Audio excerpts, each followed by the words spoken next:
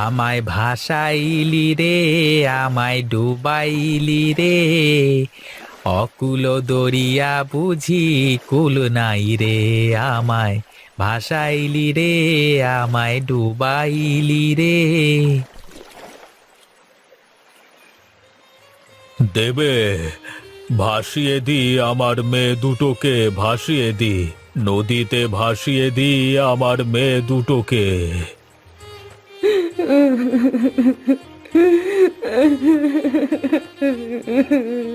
কি কপাল আমাদের! বিধাতা আমাদের কোনো সন্তান দেননি এতদিন, কিন্তু আজ এত বছর পরে যমজ সন্তান লাভ করার পরেও আমরা তাদের আমাদের কাছে রাখতে পারলাম না।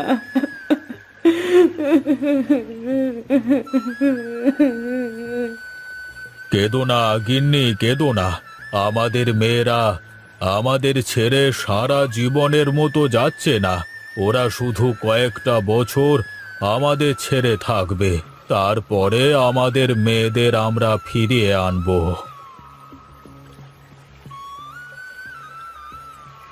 মালিক, আপনি কোনো চিন্তা করবেন না।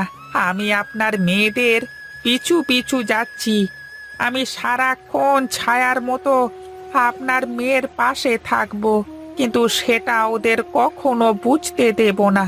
সব খবর আপনাকে নিয়ে এসে দেব। হ্যাঁ রামু, তুই যা। আমার মেয়েদের সব সময় খেয়াল রাখিস কেমন, আর কখন কি ঘটে আমাকে এসে বলে দিবি। ঠিক আছে মালিক, আপনি কোনো চিন্তা করবেন না। আমি আপনার মেয়েদের খেয়াল রাখব। আমি এখন চলি।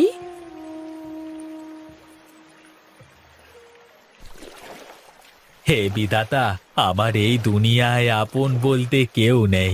তুমি আমাকে কেন আপন লোক দিলে না বিধাতা? দুনিয়াতে এত লোক থাকতে আমাকে একটাও আপন লোক দিলে না। এমন কেন করলে বিধাতা? এমন কেন করলে?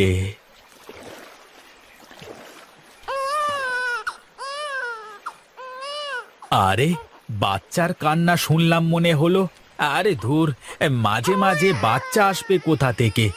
আমার যে কি সব হয় না, আমার সবই মনের ভুল। আরে আরে, আবার বাচ্চার আওয়াজ কোথা থেকে আসছে? না না, এটা তো আমার মনের কোনো ভুল নয়। তাহলে কি ভূত পেরেত, নাকি দৈত্য দানব, নাকি সমুদ্রের পিশাচ? উই বাবা! আহ, আর আরে না না, সমুদ্রের পিশাচ নদীতে কি করে আসবে? ওই তো দূরে একটা কি যেন ভেসে আসছে। যাই তো, গিয়ে দেখি।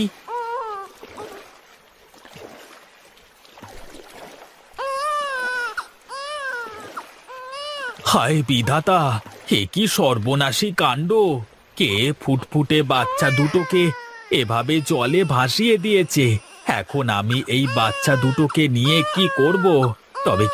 তবে কি বিধাতা আমার আপন মানুষকে পাঠিয়ে দিলে আমার কাছে? না, আমি বাচ্চা দুটোকে বাড়িতে নিয়ে যাই। ওদের আমি নিজের হাতে মানুষ করে তুলব। তুমি ধন্য বিধাতা, তুমি ধন্য। তোমার প্রতি হাজার শুক্রিয়া, এই অসহায় মাঝির মনের কথা শোনবার জন্য।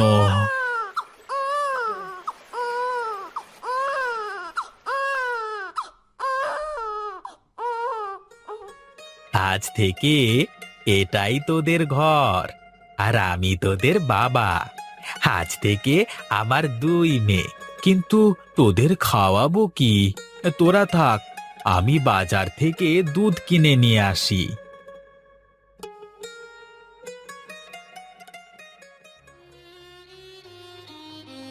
বল বল রামু, কি খবর নিয়ে এসেছিস বল।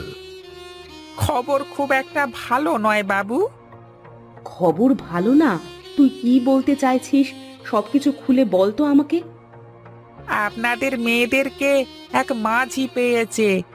আপনার মেয়ে দুটোকে শিমুলতলি গ্রামের মাঝি হারান তার নদীর পাশে ছোট্ট একটা কুঁড়ে ঘরে আশ্রয় দিয়েছে। যাক, তাহলে অবশেষে কেউ পেয়েছে তোমার মেয়েটাকে। আমি তো আরো বড্ড দুশ্চিন্তায় ছিলাম যে মেয়ে দুটো যদি কোনো মানুষের হাতে না পড়ে তাহলে কি হবে। দুঃসংবাদ একটাই যে ওই হারান মাঝির আপন বলতে কেউ নেই। ওই মাঝি আপনার মেয়ে দুটোকে ওর নিজের মেয়ের পরিচয় দিয়েছে। ও ভাবছে হয়তোবা সৃষ্টিকর্তা মেয়ে দুটোকে ওর কাছে পাঠিয়ে দিয়েছেন। যা যা, তুই যা, আমার মেয়েদের ওপরে নজর রাখ, দেখিস ওদের যেন কোনো বিপদ আপদ না হয়। আচ্ছা ঠিক আছে মালকিন, আমি এক্ষুনি যাচ্ছি। আমি কথা দিলাম আপনার মেয়েদের ওপর কোনো বিপদ আপদ আমি আসতে দেব না। ছায়ার মতো আগলে রাখবো ওদের। তুই এটা কিন্তু খেয়াল রাখবি যেন আমার মেয়েরা 12 বছরের পূর্ণ হওয়ার আগে এই গ্রামে পা না রাখে। যদি 12 বছরের আগে গ্রামে পা রাখে আমার মেয়েরা, তাহলে কিন্তু সব অনর্থ হয়ে যাবে। ও সব নিয়ে আপনি একদম ভাববেন না মোড়ল মশাই, আমি সব কিছু ঠিকই সামলে নেব। আচ্ছা ঠিক আছে, তুই যা এখন। আর সাবধানে থাকিস, কারোর নজরে আসিস না কিন্তু। তুই যদি কারোর নজরে পড়ে যাস তাহলে কিন্তু ঝামেলা হয়ে যাবে, লোকে তোকে সন্দেহ করবে। ঠিক আছে বাবু, আমি এখন চলি তাহলে।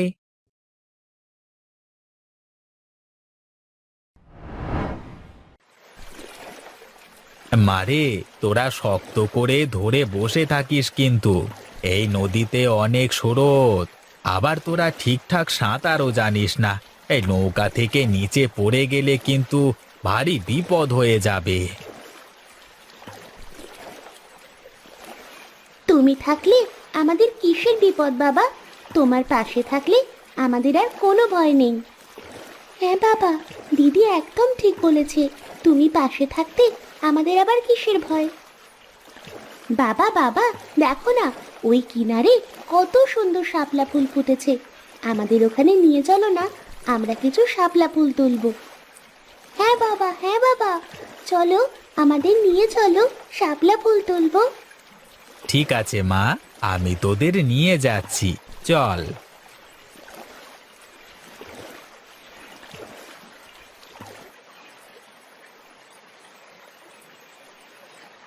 দেখো বাবা, কি সুন্দর শাপলা ফুল। হে হে হে হে হে হে। হ্যাঁ, অনেক নৌকাতে চড়ে ঘোরা হয়েছে, এখন চলো দেখি বাড়িতে চলো। বাড়ি গিয়ে তো আবার আমাকে রান্না চাপাতে হবে। হ্যাঁ, তাই চলো বাবা, তাই চলো।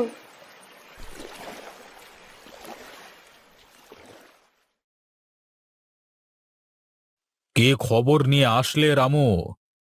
হ্যাঁ, একটা অনেক ভালো সংবাদ আছে আপনার জন্য বাবু, আর একটা অনেক খারাপ সংবাদও আছে। কোনটা আগে শুনতে চান বলুন? খারাপ সংবাদটাই বল তো দেখি। খারাপ সংবাদটা এই যে আপনার দুই মেয়ে হারান মাঝিকে একদম বাবা বলে মেনে নিয়েছে। ওরা দুই মেয়ে হারান মাঝিকে ছাড়া কিছুই বোঝে না।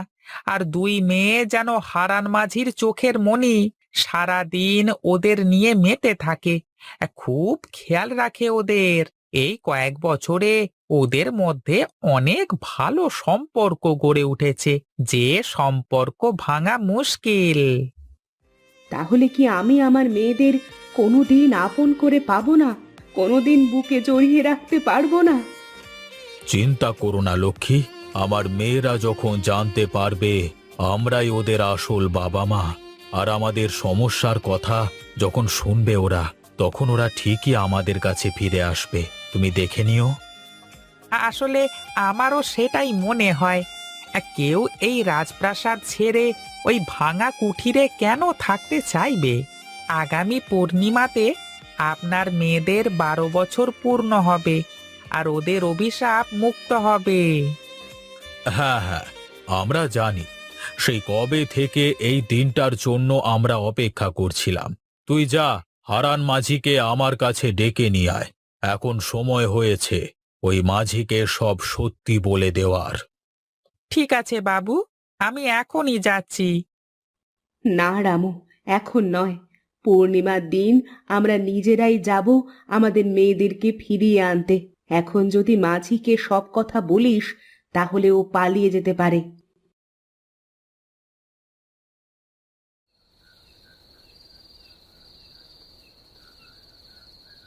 হারান মাঝি, বাড়িতে আছো? কে আপনারা? এত রাতে কি চাই আপনাদের? খেয়া পার হবেন? ওই পারে পার করে দেব আপনাদের। না না, আমরা খেয়া পারাপার হতে আসিনি, আমরা আমাদের মেয়েদেরকে নিয়ে যেতে এসেছি। আপনাদের মেয়ে মানে? আপনাদের মেয়েকে আমি কোথায় পাবো? কেন, যে তোর পেছনে দাঁড়িয়ে আছে। আরে আরে, আপনারা কি পাগল হয়ে গেছেন? আপনারা কি বলছেন? আপনারা কি জানেন? কেন, তুই কি ভুলে গেছিস? আজ থেকে ঠিক 12 বছর আগে একটা কাঠের বাক্সের মধ্যে তুই এই মেয়ে দুটোকে কুড়িয়ে পেয়েছিলিস। বাবা, এরা কারা? এরা এসব কি বলছে? এগুলো কি সত্যি বাবা? তুমি কি আমাদের কুড়িয়ে পেয়েছো?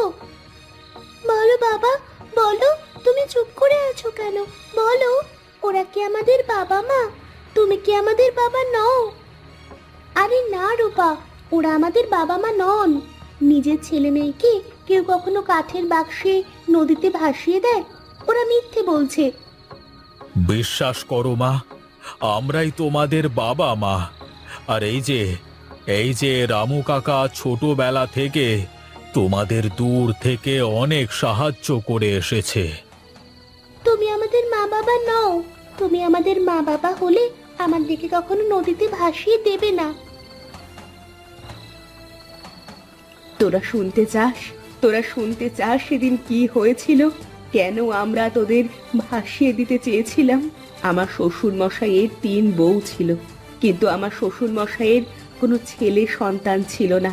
আর তাই সে জোর করে তোর বাবাকে এক মহিলার কাছ থেকে কেড়ে নিয়ে সেই মহিলাকে মেরে ফেলে।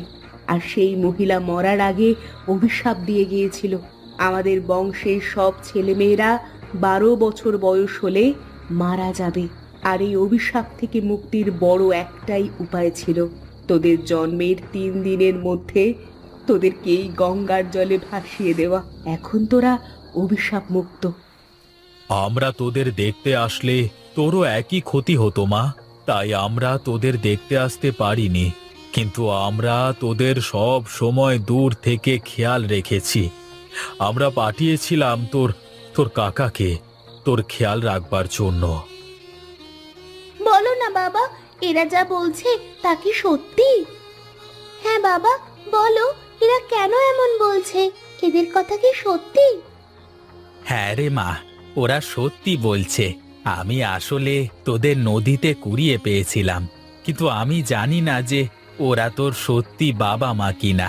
আচ্ছা আচ্ছা, তোরা আমাকে একটা কথা বল, তোদের কি কখনো মনে হয়েছে যে আমি তোদের আসল বাবা না? না বাবা, আমার এমন কখনোই মনে হয়নি। আমারও কখনো মনে হয়নি বাবা। আরে ওদের মনে হওয়া না হওয়াতে কি আসে যায়? সত্যি তো এটাই যে আমরাই ওদের আসল বাবা মা। হতে পারে আপনি ওকে জন্ম দিয়েছেন, আর আপনার স্ত্রী ওকে 10 মাস 10 দিন পেটে ধরেছে, কিন্তু আমি 12 বছর ধরে ওদের দেখাশোনা করেছি, ওদেরকে বড় করে তুলেছি। এখন আপনারাই বলুন, কে আসল বাবা? তুমি আমাদের আসল বাবা, আমরা তোমার সাথে থাকতে চাই। হ্যাঁ বাবা, তুমি এতদিন ধরে আমাদের দেখাশোনা করেছো, আমাদের কোনো কিছুর অভাব বুঝতে দাওনি। আমি তোমাকে ছেড়ে কোথাও যাব না। আপনারা চলে যান, আমাদেরকে আমাদের মতো থাকতে দিন। তোরা রাজপ্রাসাদ ছেড়ে এই ভাঙা ঘরে কি করবি? কি করে থাকবি এখানে? আমরা এই ভাঙা ঘরে 2 বোন আমাদের বাবার সাথে অনেক সুখে আছি। যদি আপনারা সত্যি আমাদের জন্ম দিয়ে থাকেন, তাহলে নিশ্চয়ই আমাদের সুখ চাইবেন। আর আপনারা এখানে যদি কখনো না আসেন, তাহলে আমরা আমাদের বাবার সাথে সুখে থাকতে পারবো। আপনারা দয়া করে এখান থেকে চলে যান। ঠিক আছে, তোরা যখন এখানেই থাকতে চাস তাহলে থাক, আমরা আর কখনো তোদের সামনে আসবো না। চলো গিন্নি, এখানে থেকে আর কোনো লাভ নেই।